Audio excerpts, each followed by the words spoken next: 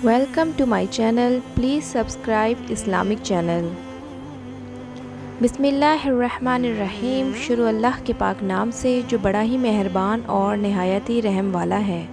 आज की इस वीडियो में हम बात करेंगे शब कदर के बारे में। इसके फ़ज़ाइल, मसाइल, गुनाहगारों की ये मग़फ़िरत की रात है। शब कदर पोशीदा क्यों है, इसकी अलामात और ये शब कदर किस कदर ख़ास है। प्लीज़ वीडियो को एंड तक लाज़मी देखें।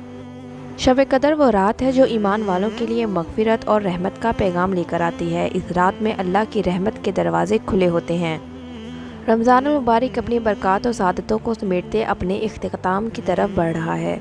दुनिया भर के मुसलमान इस माह मुबारक की अहदी सादतों से बहरमंद हो रहे हैं। रोज़ा और दीगर इबादात के साथ साथ अल्लाह रब्बुल इज़्ज़त की बारगाह में अपनी हाज़िरी पेश कर रहे हैं। अपने गुनाहों की माफ़ी मांगी जा रही है। तवील क़याम और सुजूद से अपने खालिक व मालिक को राज़ी करने की कोशिश की जा रही है।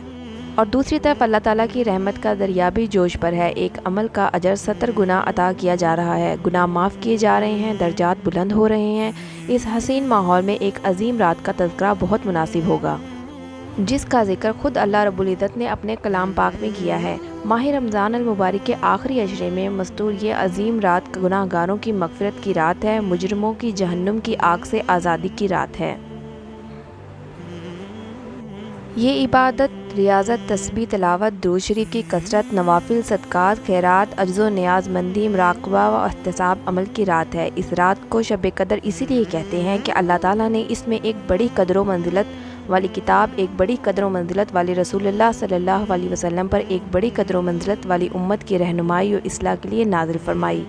चूँकि इस शब में आमाल सालिहा कबूल होते हैं और बारगाह रब्बुल इज़्ज़त में इनकी बहुत कदर की जाती है, इसलिए इसको शब कदर कहते हैं। यूँ तो मुख्तलिफ मकामात पर शब कदर की फजीलत के मुतल्लिक़ मुतअद्दिद इरशाद मौजूद हैं, लेकिन चूँकि इस पर अल्लाह करीम ने खुद सूरत उतारी है और इसके सारे फ़ज़ाइल खुद रब्बुल इज़्ज़त ने बयान फरमा दिए हैं, तो मुनासिब यही मालूम होता है कि सबसे पहले इस सूरत का जिक्र हो जाए जो इस मौके पर नाजिल हुई। इस सूरत मुबारका में इरशाद हुआ, बेशक हमने इस कुरान को शब कदर में उतारा और आपने क्या जाना कि शब कदर क्या है। शब कदर 1000 महीनों से बेहतर है और इस रात में फ़रिश्ते और रूह जिब्राईल अमीन अपने परवरदिगार के हुक्म से अमल खैर के लिए उतरते हैं। ये रात तलु फजर होने तक सरासर सलामती है। 83 साल 4 माह की इबादत। इस सूरत मुबारका से मालूम हुआ है कि इसकी एक रात की इबादत 1000 महीनों से भी बेहतर है। उम्मत मोहम्मदिया पर अल्लाह करीम का ये फ़ज़्ल अज़ीम है कि इसमें एक ऐसी रात है जिसमें अगर खुशो खुजू से इबादत की जाए तो इसका अजर 83 साल 4 माह की मुसलसल और बेरिया इबादत से ज़्यादा है।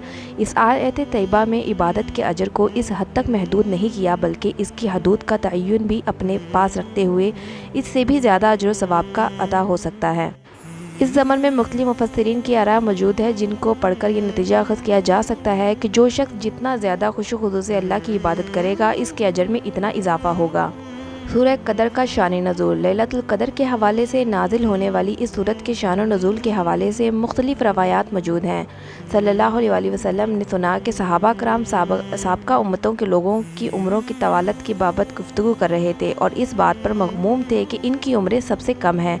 साबका उम्मतों के लोग आमाल में इब्न पर सबकत ले जाएंगे और बाज़ जगह ये भी जिक्र है कि रसूलुल्लाह ने खुद ख्याल फरमाया कि मेरी उम्मत के लोगों की उम्रें कम हैं तो आमाल में दीगर उम्मतों के लोग सबकत ले जाएंगे, जिस पर अल्लाह करीम ने यह आयत नाजिल फरमाई। अगर इन आयात के मज़ामीन को इख्तिसार के साथ बयान किया जाए तो कुछ यूँ होगा।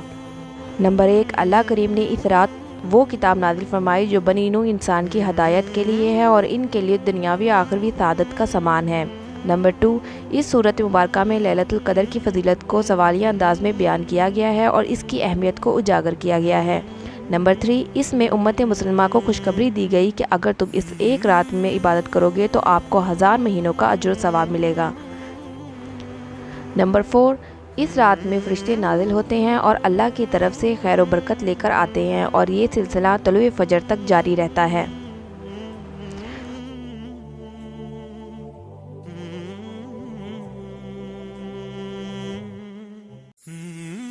शब कदर की अलामात। हज़रत अबादा बिन सामत रज़ी अल्लाह अन्हा से की जाने वाली एक रवायत में शब कदर के दर्ज दिल अलामात बयान की गई हैं।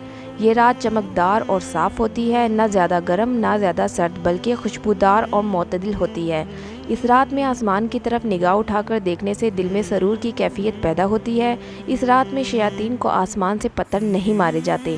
شب قدر کے بعد آنے والی صبح کے سورج میں گرمی اور تیزی نہیں ہوتی۔ بعض بزرگوں نے اس رات میں درختوں کو سجدہ کرتے بھی دیکھا ہے، جبکہ یہ بھی بیان کیا گیا ہے کہ اس رات میں کھارا پانی میٹھا ہو جاتا ہے۔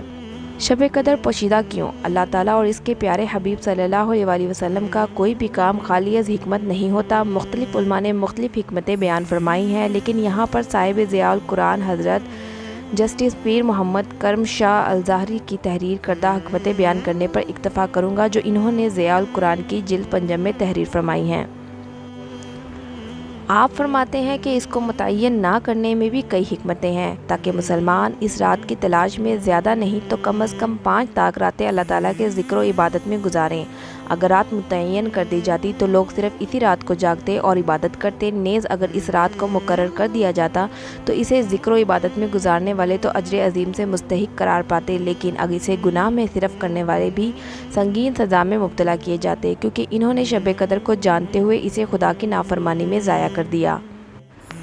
اس لیے رحمت خداوندی کا تقاضا یہی ہے کہ اسے مستور رکھا جائے، تاکہ اگر کوئی بد نصیب بے خبری میں اس رات کو گناہوں کی بھیڑ چڑھتا ہے تو اسے گناہ ایک رات کا ملے، جاگنے والے زیادہ راتیں جاگتے رہیں۔ حضرت انس رضی اللہ عنہ سے مروی ہے کہ نبی کریم صلی اللہ علیہ وسلم نے ارشاد فرمایا، ترجمہ: لیلۃ القدر جبرائیل علیہ السلام فرشتوں کے جمع غفیر کے ساتھ زمین پر اترتے ہیں، اور فرشتوں کا یہ گروہ ہر اس بندے کے لیے دعائے مغفرت اور التجائے رحمت کرتا ہے جو کھڑے ہوتے ہیں یا بیٹھے ہوتے ہیں اور اللہ کے ذکر میں مصروف ہوں۔ ایک اور روایت میں ہے کہ ان لوگوں سے مصافحہ کرتے ہیں جو اللہ کی عبادت میں مصروف عمل ہوتے ہیں۔ حضور اکرم صلی اللہ علیہ وسلم رمضان مبارک کے آخری عشرے کے لیے خصوصی اہتمام فرماتے۔ بخاری و مسلم میں حضرت سیدہ عائشہ رضی اللہ عنہا سے مروی ہے کہ سرکار دو عالم صلی اللہ علیہ وسلم کا یہ معمول تھا کہ جب آخری عشرہ شروع ہوتا تو آپ اپنا تہبند کس کر باندھ لیتے، راتوں کو ذکر الہی سے زندہ کرتے اور اپنے اہل و عیال کو بھی جگاتے۔ سیدہ عائشہ رضی اللہ عنہا سے ایک روایت میں ارشاد ہے کہ حضور اکرم صلی اللہ علیہ وسلم جتنا مجاہدہ رمضان مبارک کے آخری عشرے میں کرتے، اتنا کسی اور عشرے میں نہ کرتے۔ بخاری و مسلم کی ایک ہی اور روایت میں ہے کہ سرکار دو عالم صلی اللہ علیہ وسلم نے فرمایا، جس شخص نے ایمان کے ساتھ ثواب کی نیت سے شب قدر میں قیام کیا، اس کے سابقہ گناہ معاف کر دیے جاتے ہیں۔ ابن ماجہ کی ایک روایت ہے کہ سرکار دو عالم صلی اللہ علیہ وسلم نے ارشاد فرمایا کہ جو مہینہ تم پر آیا ہے اس میں ایک رات ایسی ہے کہ جو 1000 مہینوں سے بہتر ہے۔ جو شخص اس سعادت حاصل کرنے سے محروم رہا وہ بھلائی سے محروم رہا۔ نیز فرمایا، لیلۃ القدر کی سعادت سے صرف بدنصیب محروم رہ سکتا ہے۔ ابن ماجہ میں ایک ہی اور روایت کے ہے کہ سیدنا عائشہ رضی اللہ عنہا فرماتی ہیں کہ آپ صلی اللہ علیہ وسلم رمضان المبارک کے آخری عشرے میں باقی دنوں سے بہت زیادہ کوشش فرماتے تھے۔ حضرت سیدنا عبد القادر جیلانی محبوب سجانی ارشاد فرماتے ہیں کہ لیلۃ القدر میں زمین کا کوئی ٹکڑا ایسا نہیں ہوتا جہاں فرشتے سجدہ یا قیام کی حالت میں مومن مردوں یا عورتوں کے لیے دعا نہ مانگ رہے ہوں۔ حضرت جبرائیل علیہ السلام زمین پر اترتے ہیں، تمام مومنین سے مصافحہ کرتے ہیں، سلام کہتے ہیں اور ان سے کہتے ہیں کہ اگر تم اطاعت گزار ہو تو تم پر قبولیت اور احسان کے ساتھ سلامتی ہو، اگر تم گناہگار ہو تو تم پر بخشش کے ساتھ سلامتی ہو، اگر تم سو رہے ہو تم پر رضائے الہی کے ساتھ سلام ہو، اگر تم قبر میں ہو تم پر خوشی و خوشبو کے ساتھ سلام ہو۔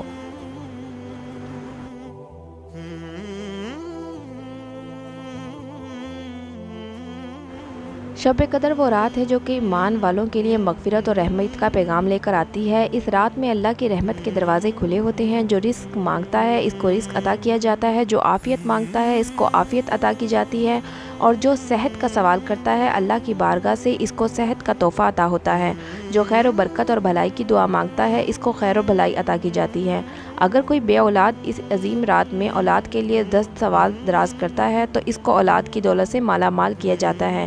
یہ معظم رات ہے جو میں اللہ تعالیٰ اپنی شان کے مطابق جلوہ گر ہوتے ہیں، اور دوسری طرف فرشتے روئے زمین پر گلی گلی ہر کوچے میں پھیل جاتے ہیں کہ اللہ کی رحمت پکار پکار کر کہہ رہی ہوتی ہے کہ کوئی بخشش طلب کرنے والا کہ اس کو بخش دوں، ہے کوئی مغفرت چاہنے والا کہ اس کی مغفرت کر دوں۔